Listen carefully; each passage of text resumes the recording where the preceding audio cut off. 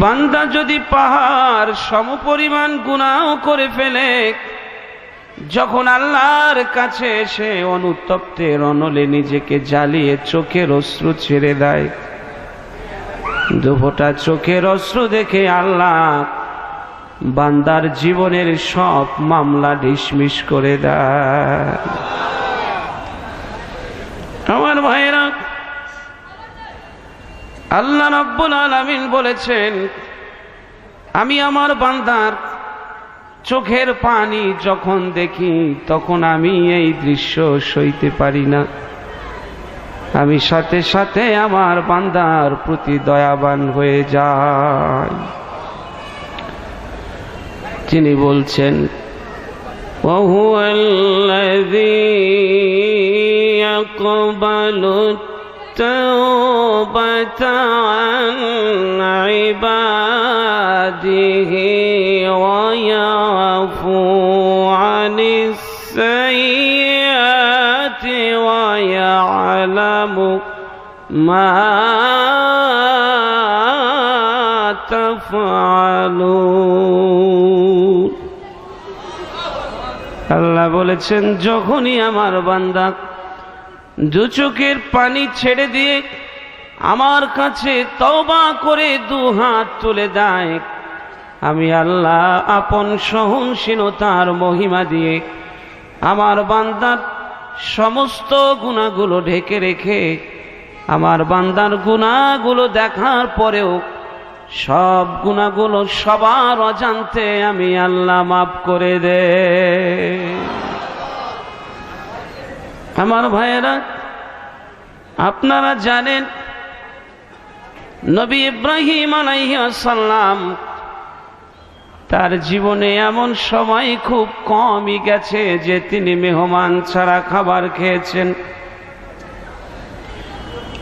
কিন্তু একদিন সকাল থেকে সন্ধ্যা পর্যন্ত অপেক্ষায় রয়েছে কখন মেহমান আসবে আর কখন খাবার খাবেন।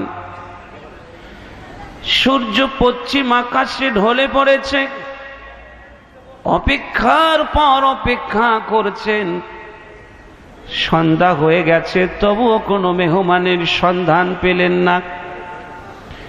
এবারে নবী ইব্রাহিম বন্ধু বান্ধবদেরকে পাঠিয়ে দিলেন আর বললেন, যাও রে তোমরা দেখো আমার জন্য একজন মেহমানের তালাশ করে আনতে পারো কিনা। আমার ভাইয়েরা, নবী ইব্রাহিমের লোক বন্ধু বান্ধব সহকর্মীরা মেহমানের তালাশে চলে গেলেন। কবি বলেছেন, সূর্য অস্ত সাগরে আরব তো পশ্চিম,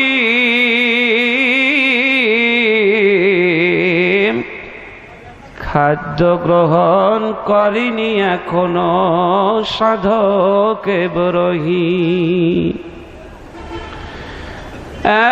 একজন অতিথি ভিখারি আসেনি গৃহের ধারে, অনাথ ফকির না তুষিতে তাপস খায় না যে একেবারে। বৃদ্ধরা সব অতীতের খুঁজে ঘুরে ফিরে অবশেষে এক অভাগীরে দেখিতে পাইল মরু প্রান্তরে এসে। ৮০টি বর্ষ বয়স তাহার, ৮০টি বর্ষ বয়স তাহার, দুর্বল অতি দিল, শীর্ণ পঙ্গ গরিত দন্ত অধিক দৃষ্টিহীন। ক্ষুধার তাড়নায় বৃদ্ধ যখন করিল ভোজনের উদ্যোগ, এমন সময় ঘটিল রে ভাই অপূর্ব দুর্যোগ। হাহা করিয়া তাপস কহিল, আহা সর্বনাশ, ওরে আল্লাহর নাম মুখেতে না নিয়া কেন মুখেতে তুলিলা গ্রাস। কহিল অতিথি মানি না ও রীতি, কহিল অতিথি মানি না ও রীতি, আগেতে বাঁচাই প্রাণ। অগ্নিরে পুঁজি মানি না কো আমি আর কোন ভগবান।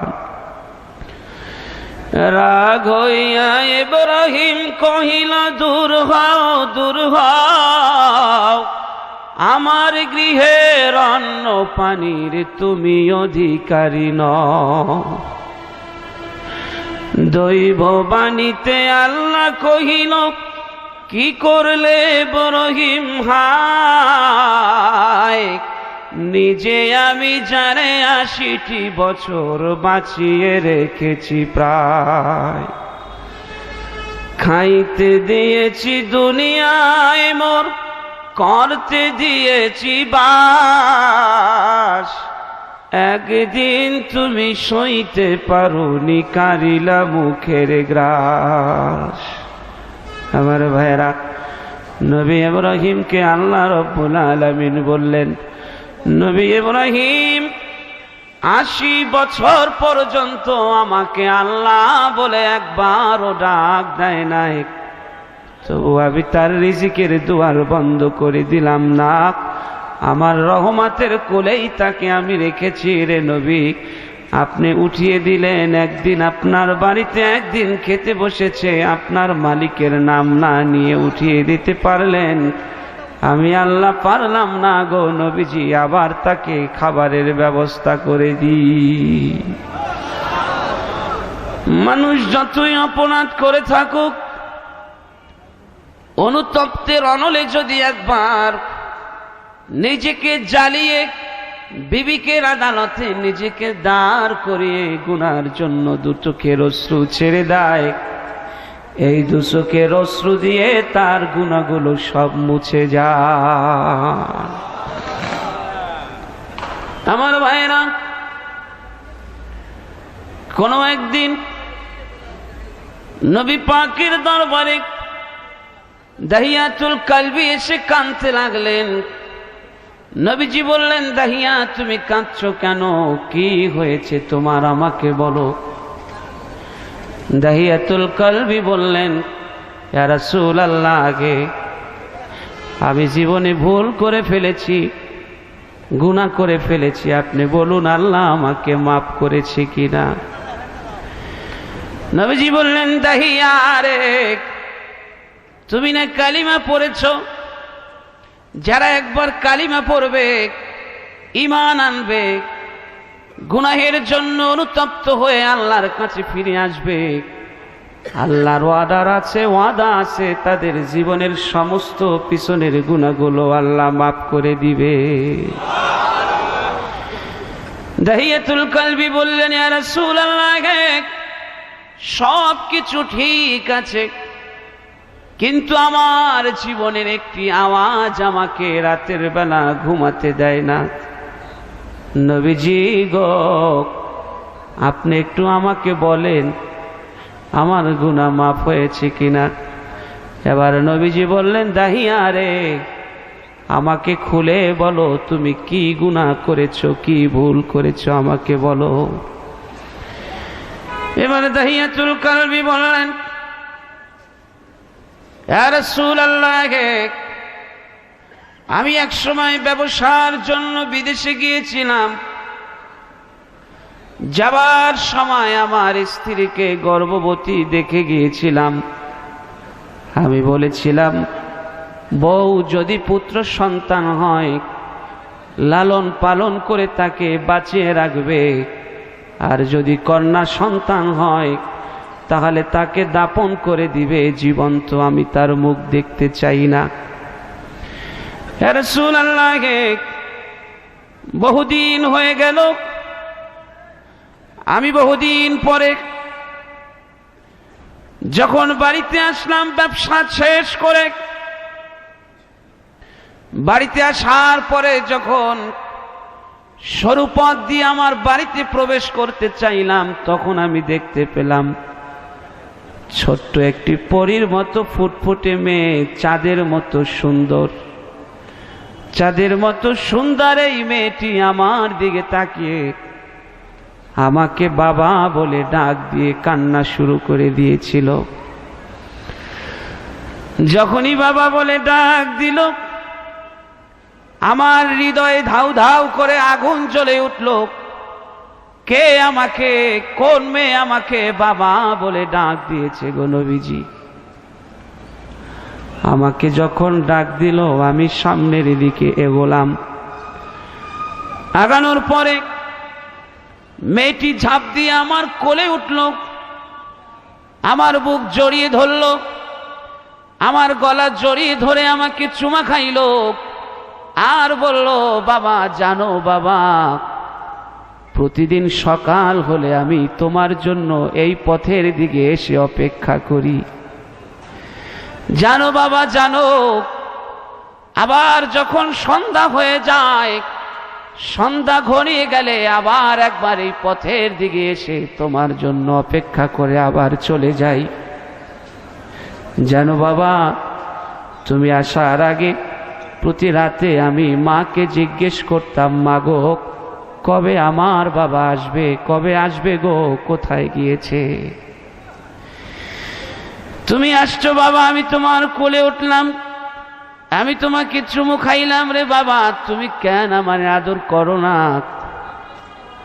দাহিয়াতুল কালবি এই কথাগুলো বলছে আর অঝরে চোখ থেকে অশ্রু ঝরে ঝরে পড়ছে।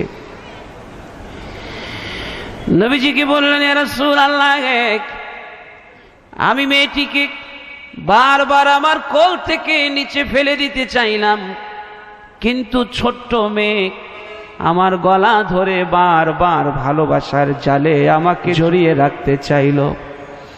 আমি ঘরে প্রবেশ করে স্ত্রীকে জিজ্ঞেস করলাম, বউ এই মেয়েটিকে, এই মেয়েটি তো আমাকে বাবা বলে ডাকে, আমার গলা ধরে ঝুলে আছে, নামতে চাচ্ছে না।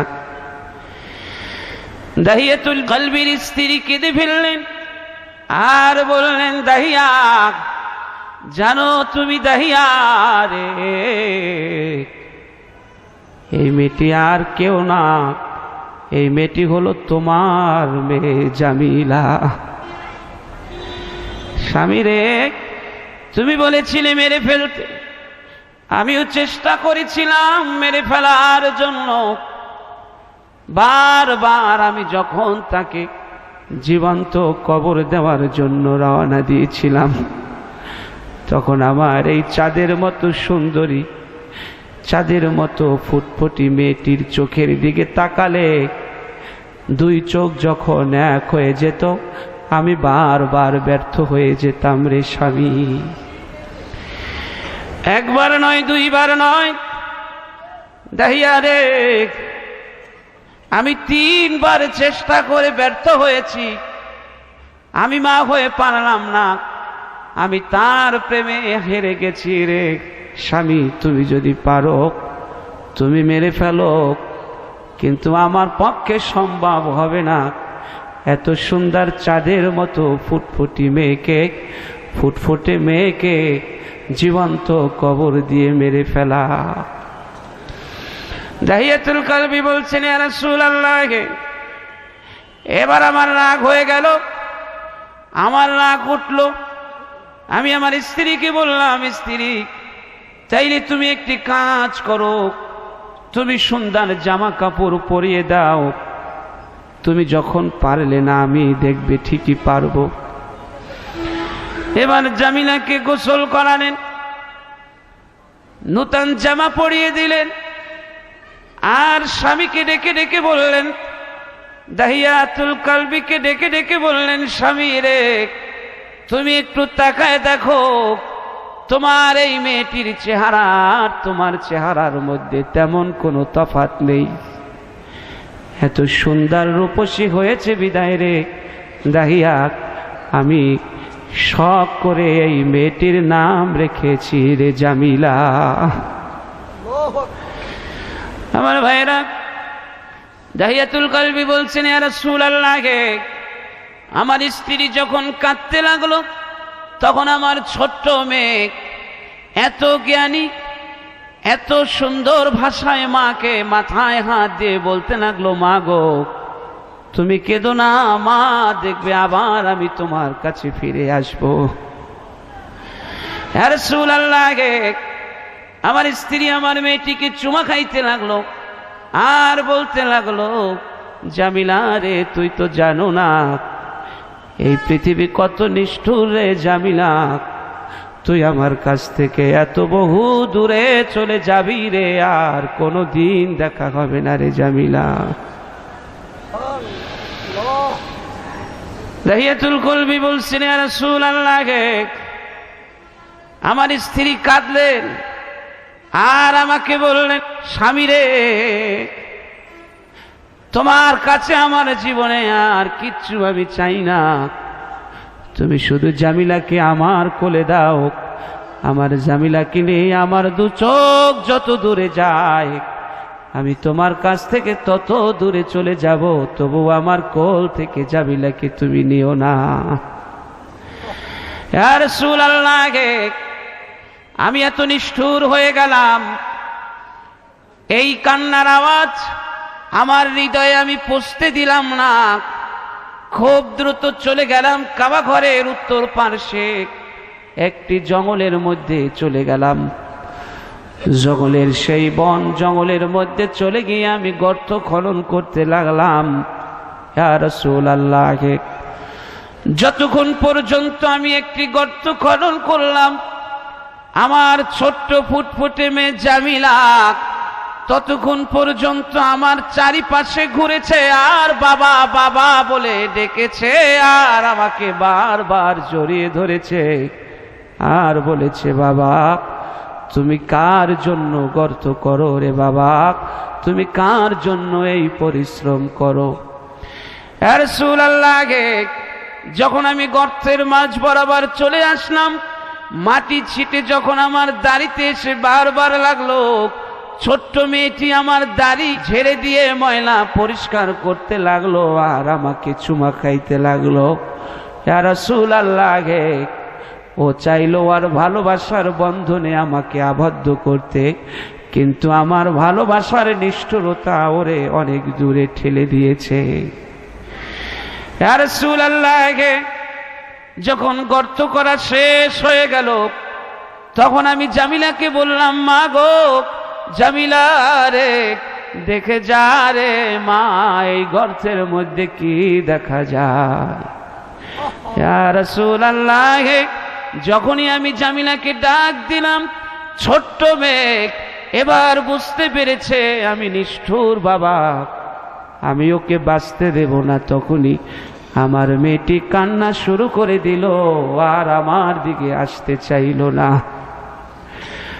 আমাকে বলতে লাগলো, বাবা তুমি জানো বাবা, রাত যখন গভীর হয়ে যেত বাড়ির সব লোকেরা ঘুমায় যাইত, আর আমার মাকে তোমার কথা জিজ্ঞেস করলে বাবা আমার মা কাঁদতো, রাতের বেলা ঘুমাতো না। বাবা রাত হলে আমি জিজ্ঞেস করতাম, মা গো কবে আসবে আমার বাবা। সকাল হলে পথের দিকে তাকায় থাকতাম, সন্ধ্যা হলে পথের দিকে অপেক্ষা করে বাড়িতে ফিরে যাইতাম। রে বাবা তুমি যে আমার আজরাইল হয়ে আসবে আগে যদি জানতাম, আমি তো তোমার সাথে আমার মাকে ছেড়ে আসতাম না রে বাপ। দাহিয়াতুল কলবি বলছি, ইয়া রাসূলুল্লাহ, আমার এই ছোট্ট মেয়েটি যদি বেঁচে থাকতো এই আরবের সব চাইতে বড় লেখক হতো। আমার মেয়ের ছোট্ট ছোট্ট শব্দগুলো মুখের এখনো আমার কানে ভাসতেছে। ইয়া রাসূলুল্লাহ, এবার আমি জামিলাকে আমার কাছে টেনে এনে আমি গর্তের মধ্যে ছুঁড়ে মারলাম। যখন আমি গর্তের মধ্যে ছুঁড়ে মারলাম, জামিলা আমার ডান হাতটা ধরে বসলো, সমস্ত শরীরটা গর্তের মধ্যে পড়ে গেল, আর ডান হাতটা আমার ধরে রেখে বলল, বাবা আমি তো আগে জানতাম সন্তান বিপদে পড়লে মা সে সন্তানের বাঁচানোর জন্য, সন্তান বিপদে পড়লে বাবা সে সন্তানের বাঁচানোর জন্য, মা সে সন্তানের বাঁচানোর জন্য বাবা। আজকের আমি বিপদে পড়ে গেছি, আমার মা জানলো না। বাবা তুমি আমাকে চাইলে গর্ত থেকে উঠাতে পারো বাবা, তুমি আমার জীবনটা ভিক্ষে দাও, আমার যত দূর চোখ যায় তত দূর আমি চলে যাব, দেশান্তরী হয়ে যাব রে বাবা, তবু আমি তোমার কাছে থাকবো না, পরিচয় দেব না বাবা, তুমি আমাকে মেরো না। দাহিয়াতুল কলবি বলছেন ইয়া রাসূলুল্লাহ, এরপরেও আমার এই ছোট্ট মেয়েটির প্রতি আমার মায়া হলো না, দরদ হলো না। আমি ঝাড়া দিয়ে আমার মেয়ে জামিলাকে গর্তের মধ্যে ফেলে দিয়েছি।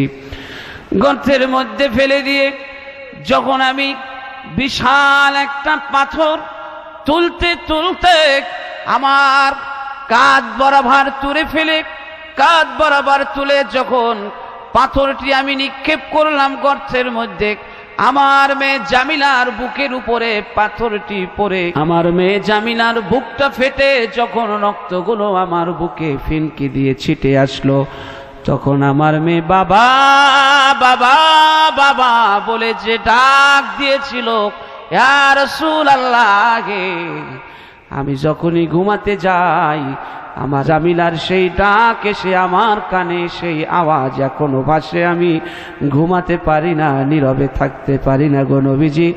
আমার জীবনের সব গুনাহ যদি আল্লাহ মাফ করে দেয়, আপনি একটু বলুন এই গুনাহ আল্লাহ মাফ করেছে কিনা। যখনই জামিলার দাহিয়াতুল কলবির কথাগুলো বলা শেষ হয়ে গেল, এবার চোখের অশ্রুগুলা মুছতে লাগলো। এ মুহূর্তে নবীজির দিকে তাকায় দেখতে পেলেন নবীজিও দু চোখ থেকে নবীজিরও অশ্রু ঝরতেছে। নবীও চোখের পানিগুলো মুছতে লাগলো আর বলল, দাহিয়া এমন কাজও কি কোনো মানুষ করতে পারে রে দাহিয়া, আমার জানা নাই তোমার এই গুনাহ মাফ করেছে কিনা, একটু অপেক্ষা করো দেখি আল্লাহর পক্ষ থেকে কি আওয়াজ আসে।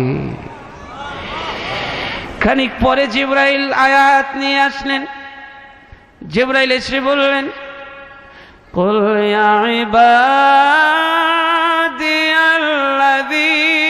ইবাদিয়াল্লাযীনা আসরাফু আলা আনফুসিহিম লা তাকনাতু মির রাহমাতিল্লাহ ইন্নাল্লাহা ইয়াগফিরুয যুনুবা জামিআ ইন্নাহু হুয়াল গফুরুর রহিম। আয়াত নাজিল হয়ে গেল। আল্লাহ রাব্বুল আলামিন বললেন, ইয়া রাসূলুল্লাহ, আপনি জানিয়ে দিন যারা নিজেদের প্রতি জুলুম করেছে, অত্যাচার করে ফেলেছে, তারা যেন আমার রহমত হতে নিরাশ হয়ে না যায়। যারা জুলুম করে ফেলেছে, অন্যায় করে ফেলেছে, তারা যদি আমার কাছে তওবা করে ক্ষমা চায়, আমি আল্লাহ তাদের জীবনের গুনাহগুলো মাফ করে দেব। তো আমি যে কথাটি বলতে চাই, আমাদের জীবনে পাপের বোঝা অনেক ভারী হয়ে গেছে। এই পাপের বোঝা আমরা আর বইতে পারি না। এই পাপের বোঝা নিয়ে জীবনের সমস্ত গুনাহের জন্য আল্লাহর কাছে ধর্ণা ধরে আমরা দুপোটা চোখের পানি বেশি বেশি ফেলার চেষ্টা করব। আল্লাহ সেই তৌফিক দান করুক, বলুন আমিন। সুধীমণ্ডলী, আমি আলোচনার সূচনা লগ্নে জ্ঞান, বিজ্ঞান, দর্শন, সাহিত্যের অমর রত্ন ভাণ্ডার মহাগ্রন্থ আল কোরআনুল কারীম থেকে ছোট্ট একটি আয়াতে কারিমা আপনাদের মাঝে তেলাওয়াত করেছি। আর যে আয়াতে কারিমাটি তেলাওয়াত করেছি সেটা হলো সূরা আন-নিসার ৭৮ নং আয়াত। এখানে এই জগৎ সংসারের মালিক বলেছেন, যে তোমাকে সবকিছু আমি দিয়েছিলাম, সবকিছু দিয়ে ছেড়ে দিয়েছি তোমাকে তোমার স্বাধীনতার উপর। তুমি যেথায় চলো, যেথায় যাও, যেখানেই থাকো, যখন তোমার হায়াত নামক ঘড়ির কাঁটা সোজা হয়ে যাবে, জীবনের সন্ধ্যা যখন ঘনিয়ে আসবে, তখন চিরচেনা সব মানুষগুলোর মায়ার বন্ধন ছিন্ন করে তোমাকে মৃত্যুর হাত ধরে চলে আসতে হবে নীরব নিস্তব্ধ এক নগরীতে। এই পৃথিবীর কোনো মানুষ এই মৃত্যু থেকে পালাতে পারবে না। মৃত্যু থেকে পালাও যদি, মৃত্যু থেকে পালাও যতই, মৃত্যু তোমায় ধরবে ঘিরি। সুদূর আকাশ পানে বন্ধু তুমি পালাও যদি লাগিয়ে সিঁড়ি। এই পৃথিবীর আল্লাহর সীমা অতিক্রম করে মৃত্যুর হাত থেকে পালিয়ে কোথাও যাওয়া যাবে না। এই পৃথিবীতে যারা একবার এসেছে তাদের একবার চলে যেতেই হবে। এই পৃথিবীর মায়ার বন্ধন তাকে পৃথিবীর বুকে আগলে রাখতে পারবে না।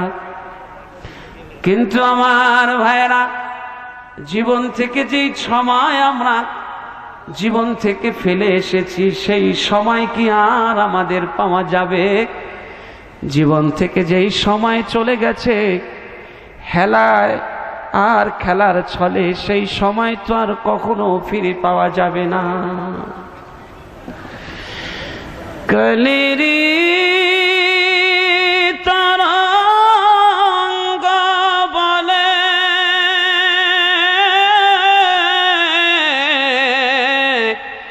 যে রতন ভাসিয়া গেলে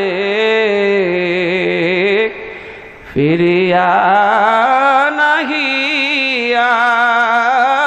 আসিবে আর। হায়রে জীবন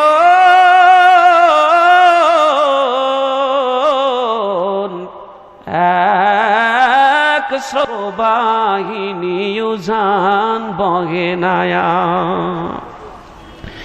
জীবনের জোয়ার যদি একবার বয়ে যায়, সেই জোয়ার আর কোনোদিন উজান বয় না। আমার ভাইরা, জীবন থেকে সময়গুলো আমরা ধীরে ধীরে শেষ করে চলে এসেছি, কিন্তু জানি না কবে আমার মৃত্যু হবে রে, কবে আমাকে সবাইকে ছেড়ে চলে যেতে হবে নীরব নিস্তব্ধ এক না ফেরার দেশে। আল্লাহ বলেছে, বান্দা তুমি জানো না কবে আসবে আমার ডাক। যেদিন আমার ডাক আসবে রে, সেদিন সব কিছু ফেলে রেখে তোমাকে চলে আসতে হবে আমার কাছে। আসতে হবে মাটির মানুষ, মাটির সাথে আবার তোমাকে মিশে একাকার হয়ে যেতে হবে। ওমা তাদরি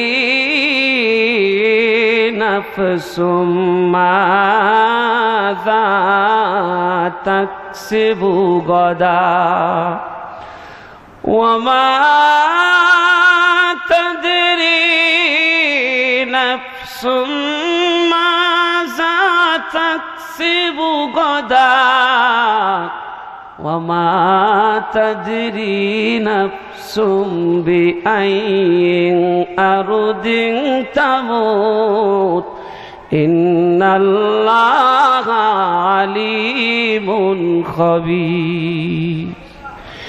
কেউ জানে না আগামীকাল সে কি খাবে, কি অর্জন করবে।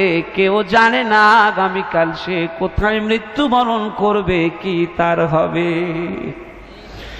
আমার ভাইয়েরা, জীবন এবং মৃত্যু দুই বন্ধু, খুব কাছাকাছি থাকে জীবন এবং মৃত্যু। যে কোনো সময় ডাক চলে আসতে পারে। আপনার আমার সবার বাড়ির দরজায় মৃত্যুর ফেরেশতা দাঁড়িয়ে আছে। তিনি ডাক দিলে আর প্রস্তুতি গ্রহণ করার সময় পাওয়া যাবে না, আর গাঠুরি গুছানোর সময় পাওয়া যাবে না, আর ব্রিফকেস গুছানোর সময় পাওয়া যাবে না। সব কিছু রেখে চলে যেতে হবে নীরব নিস্তব্ধ এক নগরীতে। আমার ভাইয়েরা, গতকাল আমার প্রোগ্রাম ছিল ফরিদপুরে, কবি জসিমউদ্দিনের বাড়ির কাছে। আমি আজকের সকালবেলা চলে গেলাম কবি জসিমউদ্দিনের কবর জিয়ারত করতে। তখন আমার মনে পড়ে গেল কবি জসিমউদ্দিনের কিছু কবিতা, এবং আমি দেখলাম কবি জসিমউদ্দিনের লেখা কয় লাইন কবিতা এখনো তার কবরের উত্তর পাশে সিমেন্টে খোদাই করে লেখা আছে। কবি জসিমউদ্দিন বলে গেছে, বন্ধু আমার এই শূন্য জীবনে যত কাটিয়েছি পারি, আরে যেখানে যাহারে জড়ায়ে ধরেছি সেই চলে গেছে ছাড়ি। আমার এই হাতে কোদাল ধরিয়া কঠিন মাটির তলে কত স্বজন যে গাড়িয়া দিয়েছি নাওয়ায় চোখের জলে। মোর স্বজনেরা ঘুমিয়ে আছে ওইখানে তরুসায়, গাছের শাখারা স্নেহের মায়ায় লুটিয়ে পড়েছে গায়। জোনাকি মেয়েরা সারা রাত জাগি জ্বালিয়ে দেয় আলো, ঝিঝিরা বাজায় ঘুমের নুপুর কত যেন বেশে ভালো। এই কবিতা লিখে কবি জসিমউদ্দিন চলে গেছে অন্ধকার কবরে। আজকের সকালে দেখে এসেছি কবি জসিমউদ্দিনের সেই কবরের উত্তর পার্শ্বে সিমেন্টে খোদাই করে লেখা আছে তার কয় লাইন কবিতা। আমি সেই কবিতা পড়ে চোখের পানি ধরে রাখতে পারলাম না। কবরের পার্শ্বে খোদাই করে লেখা আছে, এই নদী তটে বড় সরস ফুলের মহোৎসবে, এই নদী তটে বড় সরস ফুলের মহোৎসবে, আসিবে যাহারা তাহাদের মাঝে মোর নাম নাহি রবে। সেদিন কাহারও পড়িবে না মনে অভাগা পায়ের কবি, জীবনের কোন কনক বেলায় দেখেছিস কার ছবি। ঠিক তেমনি আমাদেরও একদিন এমন হয়ে যাবে, কেউ খবর নেবে না, কেউ খোঁজ নেবে না। একদিন ধীরে ধীরে মুছে যাবে আমাদের নাম ঠিকানা। যেতেই হবে সেই অন্ধকার কবরে। আমার ভাইয়েরা, কত মানুষ এই পৃথিবীতে এসেছিল, অনেক বিজ্ঞানীরা, অনেক নাস্তিকেরা বলেছে দেয়ার ইজ নো গড, আল্লাহ বলতে পৃথিবীতে কিচ্ছু নাই।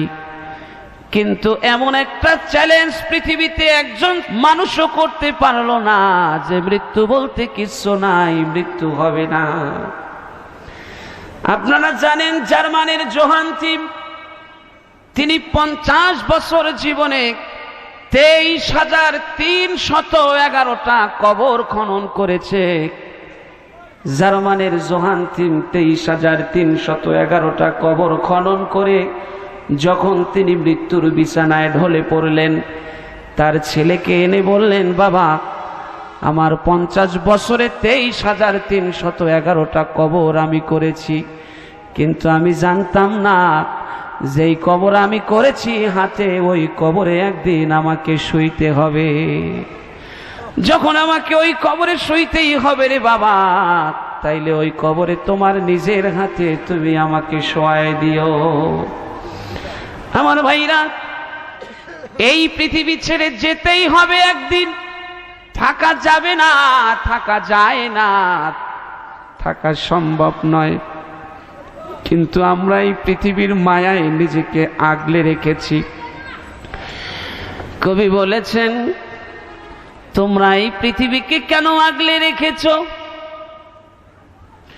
এই পৃথিবীকে কেন এত ভালোবাসো?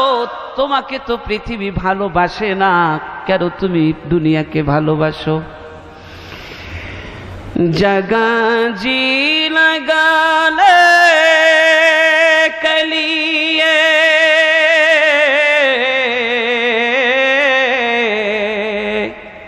ये दुनिया नहीं है, इबरत की जा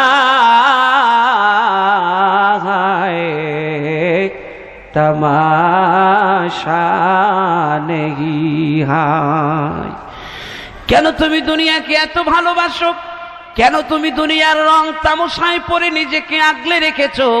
দুনিয়া তো তোমারে ভালোবাসে না। দুনিয়া তোমারে বলে, তুমি কেন এত ভালো আমারে বাসো? তোমার চাইতে বহু সুন্দর চেহারার মানুষ আমারে ভালোবাসতো, আমার বুকে আজীবন আগলে থাকতে চেয়েছে, তাদেরকে আমি রাখতে পারি না আমার বুকে। তোমাকেও রাখতে পারবো না, তোমাকেও একদিন চলে যেতে হবে অন্ধকার কবরে। জিনকি महलूमे हजारों, जिनकी महलूमे हजारों, रंग की फानूस थी, झारों के कब्र पर है और निशाबाती नहीं। কত রাজা, কত বাদশাহ, কত আমির উমারা, কত শাহানশাহ এই পৃথিবীর বুকে ছিল, যাদের ধমকে পৃথিবী থরথর করে কাঁপত, যাদের ইমারত, যাদের বাড়ি, যাদের বিল্ডিং অনেক সুন্দর ছিল, আজকের তারা অন্ধকার কবরে মাটির মধ্যে ঘুমিয়ে আছে। তাদের কবরের উপরে ছাগল গরুয়ে উঠে ঘাস খায়, কবর থেকে ছাগল তাড়ানোর শক্তিটুকু পর্যন্ত তাদের নাই, ঠিক না বেটি? কিন্তু আমরা এই দুনিয়ার মোহে পড়ে আছি। যারা দুনিয়া পেয়েছি তারা দুনিয়া সংরক্ষণ করার জন্য ব্যস্ত হয়ে আছি। কবি বলেছেন, আগার দুনিয়া নবাসুদ্দার দে মন্দে, আগার বাসত ও পহরাস পায়ে বান্দে, मगर दुनिया नबाशुद्दर दिमंदे, ओ अगर बाशुत बामेहरश पाए बंदे, बलाए जी जहान अशोबे तरनीस, के रंज खाते रस्तो और हस्तो ओ आगर नीस। যারা দুনিয়া পেয়ে গেছে তারা এই দুনিয়া পরিচর্যার জন্য, সংরক্ষণ করার জন্য, ধরে রাখার জন্য জীবন শেষ করে দিচ্ছে। আর যারা দুনিয়া অর্জন করতে পারে নাই, দুনিয়ার ধন সম্পদ এখনো পায় নাই, তারা এই ধন সম্পদের প্রত্যাশায়, ধন সম্পদের স্বপ্নে তার জীবনকে শেষ করে দিয়েছে।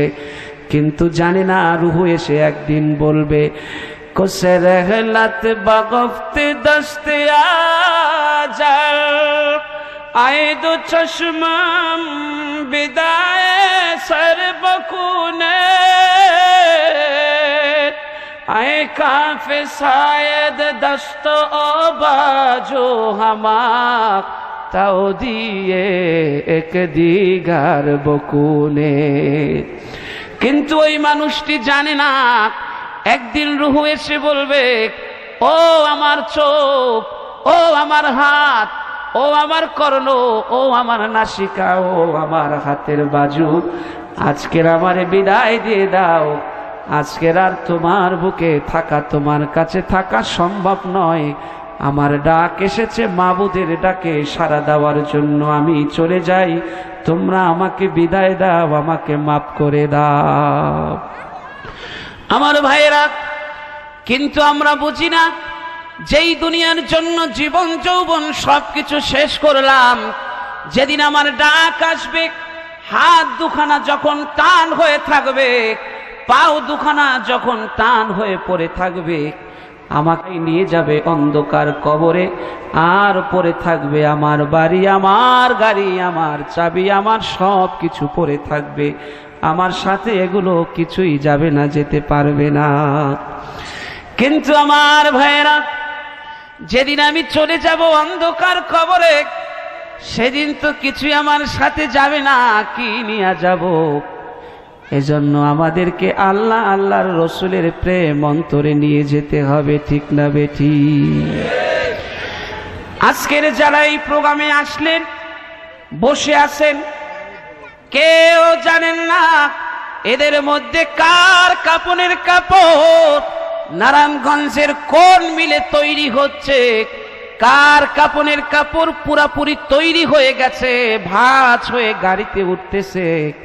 কেউ জানেন না কার কাপনের কাপড় বরপার কোন দোকানে এসে অপেক্ষা করতেছে, কার কাপনের কাপড় আতর গোলাপ সুরমা চন্দন কোন দোকানে এসে অপেক্ষা করছে পরার জন্য বাকি আছে। কখন আপনি পরে রওনা দেবেন সেই অন্ধকার কবরে? দিনের বেলা যেই কবরের কাছ দিয়ে হাঁটতে ভয় লাগে, এই সাদা কাপড় পরিয়া ঘোর কৃষ্ণ রজনীতে আমাবস্যার রাতে অন্ধকার আম বাগানে, বাঁশ বাগানে আপনাকে আমাকে একাই থাকতে হবে, কেউ খবর নেবে না, কেউ খোঁজ নেবে না। আমার ভাইরা, সেদিন কেমন হবে আমার জীবনে, যেদিন শুধু ভাঙতেই থাকবে আর গড়বে না। ভাঙা গড়ার এই যে লীলা,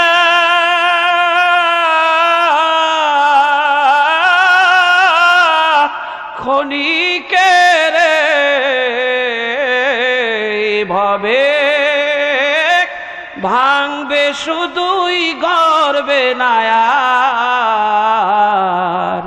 সেদিন কেমন হবে, সেদিন আমায় আমি বলে ডাকবে না আর কেউ, অপার সাগর বক্ষে যেমন থামবে একটা ঢেউ।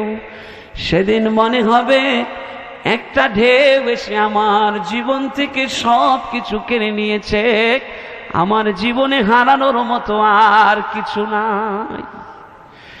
যখন আমি একা হয়ে চলে যাব অন্ধকার কবরে, কত দিন থাকবো, কত মাস থাকবো, কত সময় থাকবো সেখানে। আল্লামা রুম রহমাতুল্লাহি আলাইহি বলেছেন, পরকালীন জীবনটা হবে অনেক বড় একটা জগৎ, এত লম্বা হবে সেই সময়টা।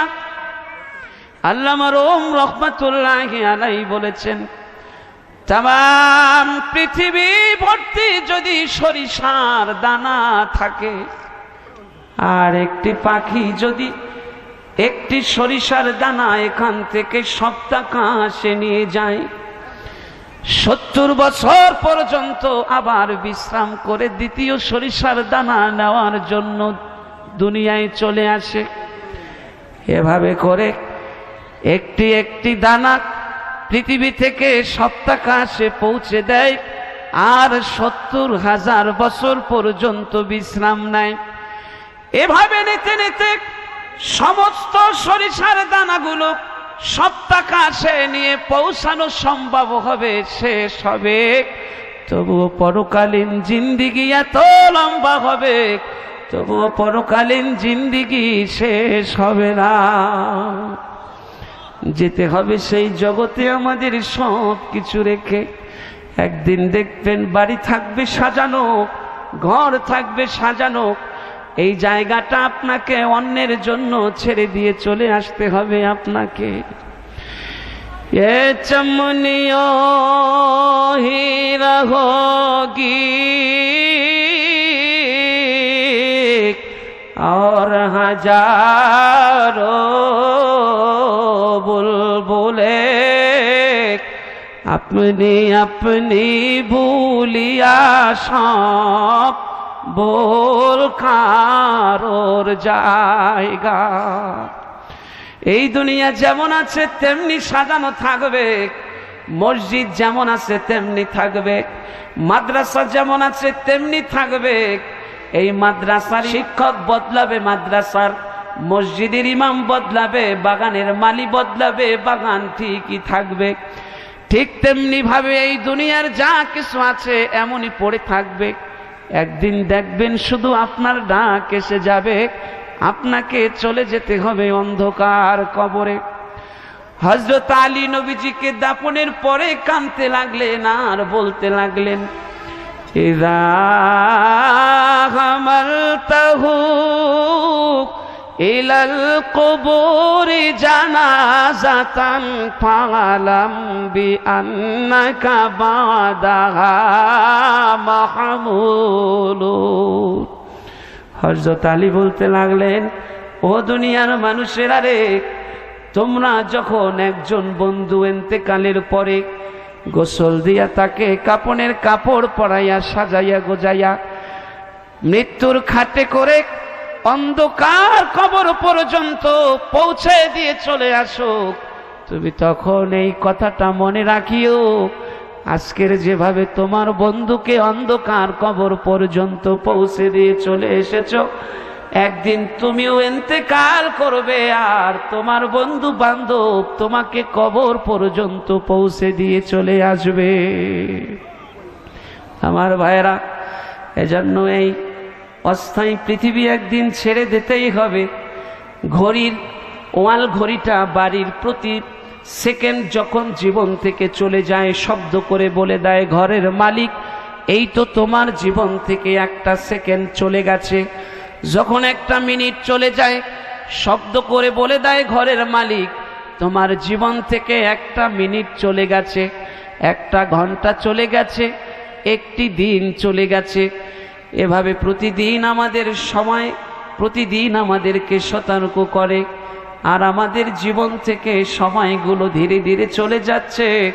কিন্তু পরকালীন সামানা, পরকালের পাথেও কি আমরা নিয়ে যাব, কি জোগাড় করেছি, কি নিয়ে পাড়ি দেব অন্ধকার কবরে।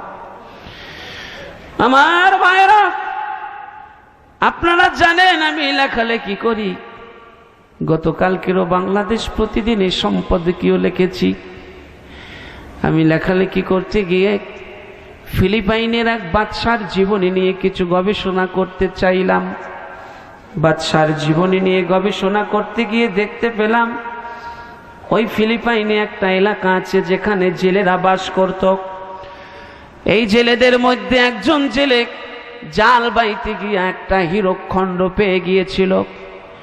এবার হীরকখণ্ডটি জেলে বিক্রি করার জন্য বিভিন্ন জায়গায় যেতে লাগলো, কিন্তু এত বেশি দাম দিয়ে হীরকখণ্ড কেউ কিনতে চাইল না। সবাই পরামর্শ দিল, তোমরা চলে যাও তুমি বাদশার কাছে, তিনি তোমার কাছ থেকে সমুচিত মূল্য দিয়ে হীরকখণ্ড কিনে রাখবে। আমার ভাইরা, এবার জেলে চলে আসলো বাদশার কাছে। বাদশা বললেন, কত টাকায় তুমি বিক্রি করবে? জেলে বললেন, জাহাপনা, আপনার কাছ পর্যন্ত আসতে পেরেছি এটাই হলো আমার সৌভাগ্য। আমি মূল্য চাই না, দরদাম করতে চাই না, আপনি যা দিবেন তা নিয়েই আমি চলে যাব, আপনি যা দিবেন তাতেই আমি খুশি থাকব। এবার ফিলিপাইনের বাদশা বলল, ঠিক আছে, তাহলে তোমার জন্য আমি 1 ঘন্টা আমার রাজ দরবারের দরজা খুলে রাখবো। 1 ঘন্টায় তুমি এই রাজপ্রাসাদ থেকে যা কিছু নিয়ে যেতে পারবে এটা সব তোমার হীরকখণ্ডর মূল্য হিসেবে পরিশোধিত হবে। এবার বললেন, জাহাপনা, কি করলেন আপনি? 1 ঘন্টা আমার জন্য রাজপ্রাসাদের দরজা খুলে রেখেছেন। 1 ঘন্টায় চাইলে তো আমি আপনার রাজপ্রাসাদও নিয়ে যেতে পারবো। এবার বাদশা বললেন, তুমি যদি 1 ঘন্টা আমার রাজপ্রাসাদ নিয়ে যেতে পারো তবুও তুমি নিয়ে যাও, কিন্তু 1 ঘন্টার পরে তোমাকে 1 সেকেন্ডও সময় কিন্তু দেয়া হবে না। বললেন ঠিক আছে। আমার ভাইরা, এবার রাজ দরবারের দরজা খুলে দেওয়া হলো। এবার জেলে রাজ দরবারে প্রবেশ করলো। হীরকখণ্ডটা বাদশাকে দিয়ে দিলেন। 1 ঘন্টায় রাজ দরবার থেকে মালামাল নেওয়ার জন্য রাজ দরবারে প্রবেশ করলেন। এবার জেলে হাঁটতে হাঁটতে যেদিকে তাকায় সেদিকেই চোখ জুড়িয়ে যায়। এবার জেলে হাঁটতে হাঁটতে চলে গেল বাদশার শয়ন কক্ষে। বাদশার শয়ন কক্ষে গিয়ে বসে পড়লেন বাদশার বিছানায়। আর বিছানায় বসে পড়ে ভাবতে লাগলেন, আগারে বাদশা না জানি কত দামি বিছানায়, কত নরম বিছানায়, শান্তির বিছানায় ঘুমায়।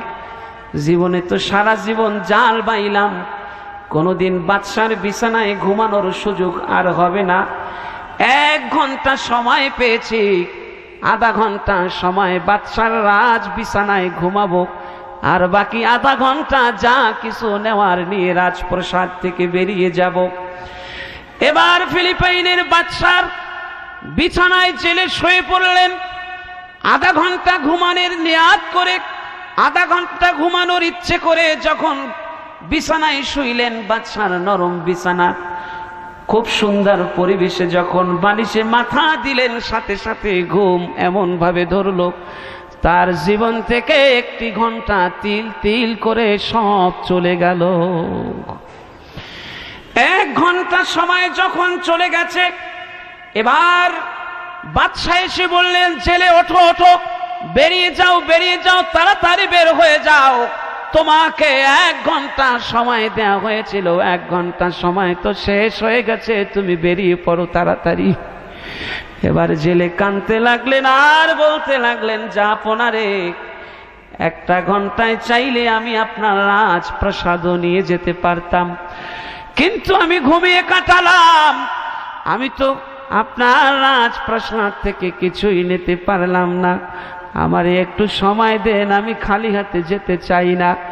এবার বাদশা বললেন, জেলে তোমাকে 1 ঘন্টা দিয়েছিলাম, চাইলে বহু কিছু নিতে পারলে, যখন তুমি নিলে না আর তোমার সময় নাই, বের হয়ে যাও। ধাক্কা দিয়ে বের করে দিলেন। এবার জেলে হাঁটতে লাগলেন। কিছুক্ষণ কিছু দূর গিয়ে আবার পেছনের দিকে তাকালেন, রাজপ্রাসাদের দিকে তাকিয়ে কাঁদতে লাগলেন আর বলতে লাগলেন, আল্লাহ, আমার চাইতে পোড়া কপাল বোধহয় দুনিয়াতে আর কেউ নাই। রাজপ্রাসাদে আমি 1 ঘন্টা সময় পাওয়ার পরেও একটা লাল সুতো নিয়ে আমি আসতে পারলাম না, কপাল পোড়া আর কেউ নাই।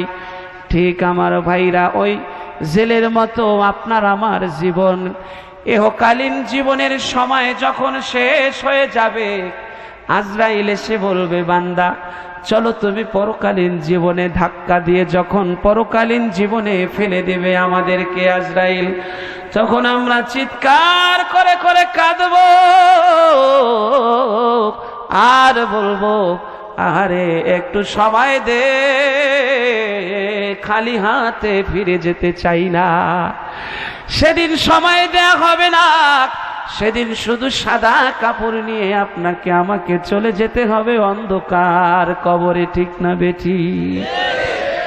কিন্তু যাবার আগে খাট পালঙ্ক বাড়ি গাড়ি কাকে যাব দিয়া, আরে খাট পালঙ্ক বাড়ি গাড়ি